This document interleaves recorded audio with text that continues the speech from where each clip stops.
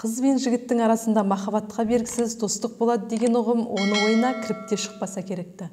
Расында да Алматыда мына жігітке еріп кеткен екен. Еркебұланның да араққа күрт берілуі де осыдан болды.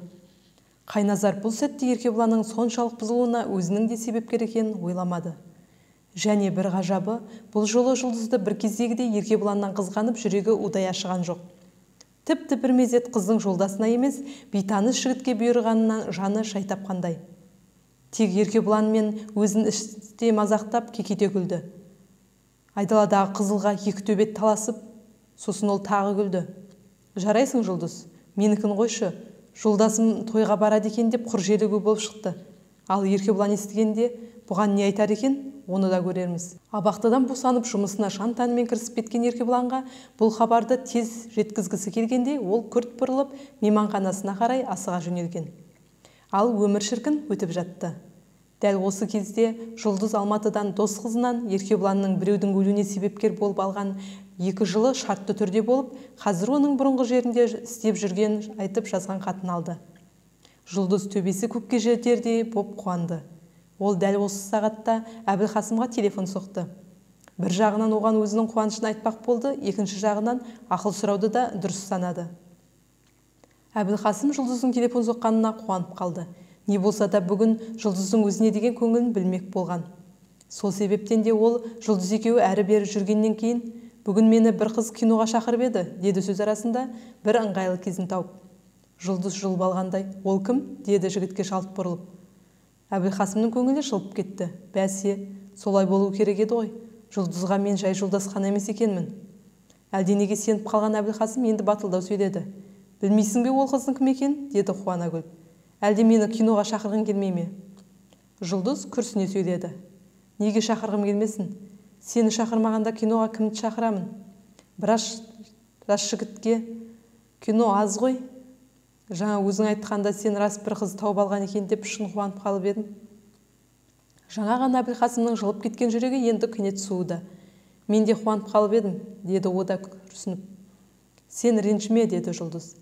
Біз жақсы жолдас болдық, сол жолдас қалпымызда қалайық. Бұл да қолға оңай түспейтін қасиет қой. Ал мені шын жолдас санайтын болсаң, сен де менде қуанатын бір хабар айтайын. Айт, деді ол өзіне келмеген Әбілқасым.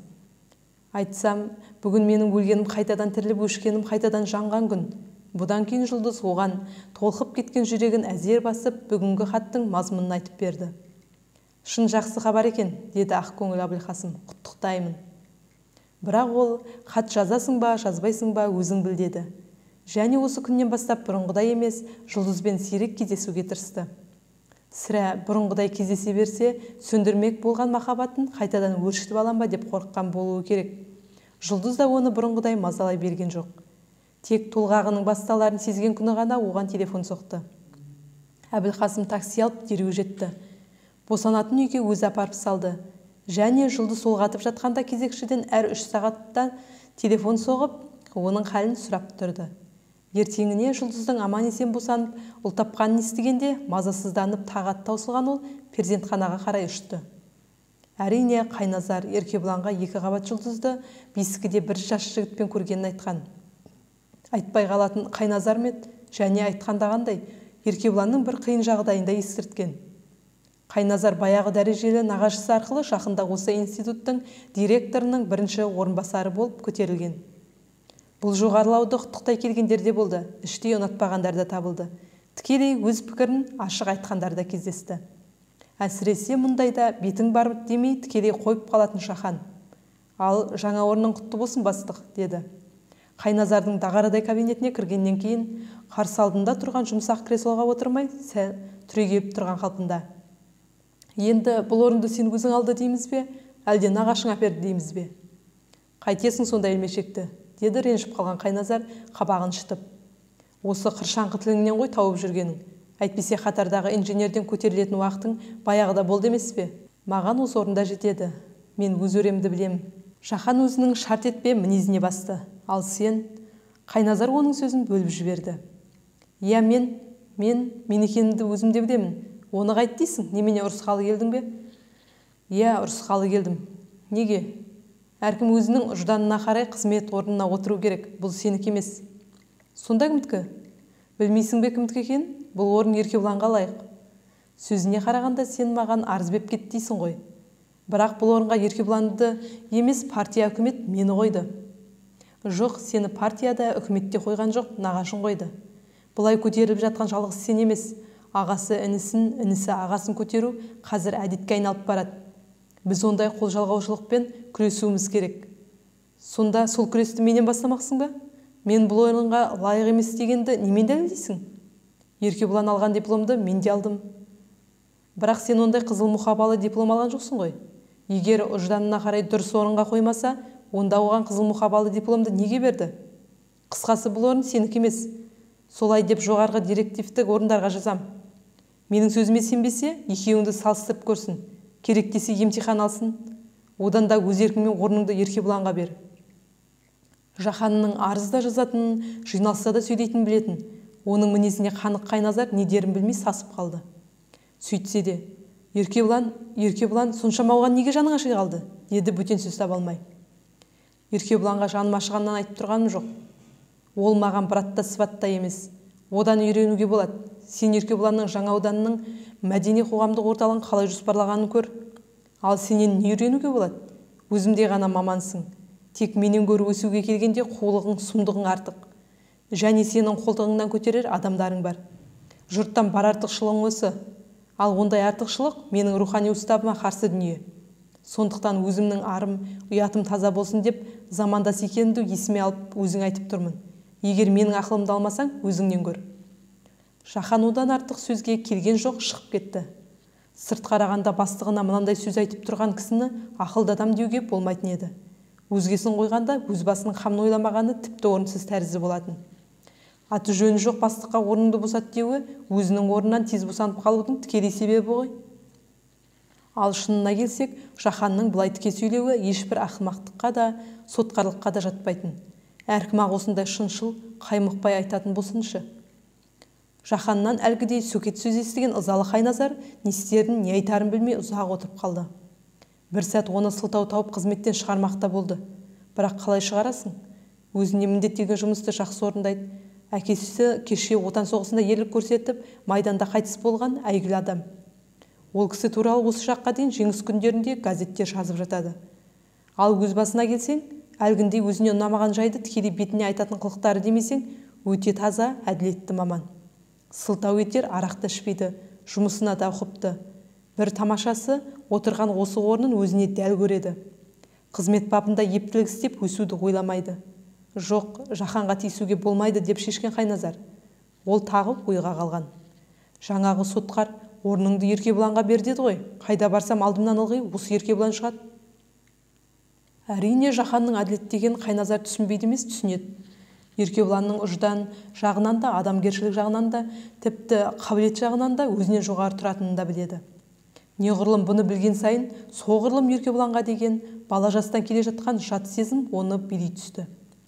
Орныңды Еркебұланға бер, ол сенен артық дейді Жаһан. Менен артық екен деп қай адам өз орнын бөтенге бергені бар? Сөз болғаныңа болайын. Бұған менің көзімді жеткізу үшін оның жаңа ауданға деген мәдени қоғамдық орталығының жобасын көр дейді Жаһан. Иә, сол жобаны Еркебұлан жоқта әлде қалай көргені бар. Қарсы ештеңе айта алмайсың. Ескі шығыс архитектурасын бүгінгі күннің тілегіне сәйкестендірген. Маған да ұнаған. Кенет Қайназар орнынан тұрып кетті. Расменен сол ескі медресе, керуен сарайлар үлгісі жаңа заман тілегіне дәл келе ме? Келуі мүмкін бе? Әлде келмейді десе қалай келеді деп дәлелдей алады.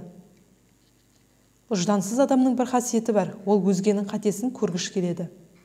Ал ондай адамның ар жағында қастандық жатса, түйді етіп көрсете алады. Қайназар да Еркебұланды қай жағына мұқату керек екенін өзінше дәл тапты. Қайткенмен де оны мұқату керек, әйтпесе Қайназарға қиын тиеді. Жаһан әрине бұл орын сенікі емес, Еркебұландікі деп білмегеннен айтып тұрған жоқ. Шынында солай. Егер Еркебұлан мұқатылса, өзгелердің бұның көзіне сүйер етер ешкім жоқ. Бірақ қалай мұқатады? Біздің социалистік жаңа қалаға ескінің әлде қашан шіріп қалған үлгісін, сол үлгімен бірге оның біздің заманымызға қарсы феодалдық, қандық идеясын әкелгелі тұрсың деп, ана жаңа аудан мәдени қоғамдық орталығына арналған жобасына тікелей өзіме қарсы шығуға болмайды. Қарсы шықсам жұрт, Еркебұлан сенің жолдасың емес пе еді? осы уақытқа дейін қайда қалдың? Іштей оған деген жұдырығың түйулі екен ғой, бүгінгі күнге дейін үндемесең, қызмет бабыңның өсуін күтіп жүр екенсің, десе олар шындықтан алыс кетпейтіндері хақ. Оның үстіне мұндай айыптау менің аузымнан шықса, маған сауатсыз екенсің деулері де дұрыс. Құрылыстың социалистік маңызын сыртқы түрі емес, ішкі мазмұнын көрсететін сәулетшілердің қайсысы білмейді. Монархқа қарсы көтерілген француздар сырты сондай көрікті болған Бастилия абақтысының бірде-бір қышын, тасын қалдырмай өз қолдарымен быт-шытын шығарған. Ал сол Бастилияның үлгісімен салынған Луврдің жанындағы басқа сарайға олар тимеген. Жанындағы жандармдар басқармасы тұрған сарайды қиратқанмен, ана сарайды аман сақтап қалған. Бұның ешкімге зияны жоқ, өзі әдемі екен дескен. Сыртқы пішіні мен ішкі мазмұны деген міне осы. Бірақ бұдан қазіргі социалистік қаланың үйлерін, сарайларын шіркеуге, мешітке, медреселерге ұқсатып салуға болмайды ғой. Бұл діннің феодалдық идеологияларынан туған ойлар. Сырт формасымен де олар бізге жат идеологияның перзенттері. Еркебұланның болашақ сарайларына осы айыпты тағуға болады. Бірақ бұны мен емес, директордың өзі тағуы керек. Ал ол мұндай айыпқа бара ала ма? Бара алады, сөзсіз бара алады. Жақсы болса, келген.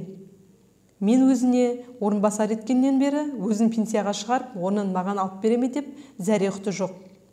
Расында да институт директоры бір кезде министрліктен төмендеп осы орынға келген кісі еді. Егер оған Еркебұланның жобасында ескінің үлгісін кіргізуімен сол ескінің идеологиясын дәріптеу бар десең болғаны, әрине қарсы шығады. Ал директордың қарсы шығуы жобаны қабылдамау деген сөз.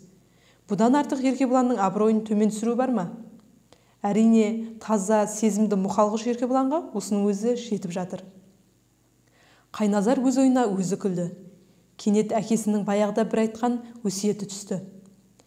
Онда бұл институтта оқып жүрген кезі екеуі әкесімен әңгімелесіп отырған. Әкесінің бұл өсиеті неден туғаны қазір есінде жоқ. Бірақ оның сондағы айтқан сөзі осы күнге дейін ұмытылмаған. Егер біреуге қастық ойлайтын болсаң, не оған жағыңын келсе, ең алдымен сол кісінің осал жерін таба біл деген әкесі. Адамның осал жерін білу оңай ма? Мен мұндаймын деп маңдайына жазулы тұрмайды ғой деген баласы. Қандай адамды алсаң да іші менен сырты бірдей емес. Егер кісі сырттай ақ жарқын, өз пайдасын өзі білмейтін ақ көңіл көрінсе, ондай адамның ең алдыменен өз пайдасын ойлағыш кісі екеніне шек келтірме. Сондай-ақ ісіне тым берілген адамның ішінде өсу арманы жатыр дей бер. Адамның сыртындағы адалдығына қарама, ішіндегі арамдығын ұға біл. Қандай кісі болмасын, сыртқы пішімімен, іс-әрекетімен берік көрінгенмен, оның ішінде жатқан осалдығын тануға болады. Өйткені бір адам әрқашанда екі адамнан тұрады. Жалпы өзіңнен бөтен ешкімге сенбе. Адам баласы өте алдамшы, екі жүзді деген әкесі. Әкесінің бар айтқаны өзі туралы екенін Қайназар соңынан барып білген. Бірақ сол кезде оның ешкімге сенбе, адамның сырты мен іші екі түрлі деген сөзін есіне, мойнына таққан тұмардай сақтап қалған. Өзі де сол әкесінің айтқанына еліктеп, әрқашанда іштегі ойын сыртына шығармай келген. Сол себептен директордың осал жерін пайдаланбақ болған. Күлгені де сондағы әке ақылының қазіргі директорына қалай дәл келгеніне таң қалғаннан туған әжуа еді.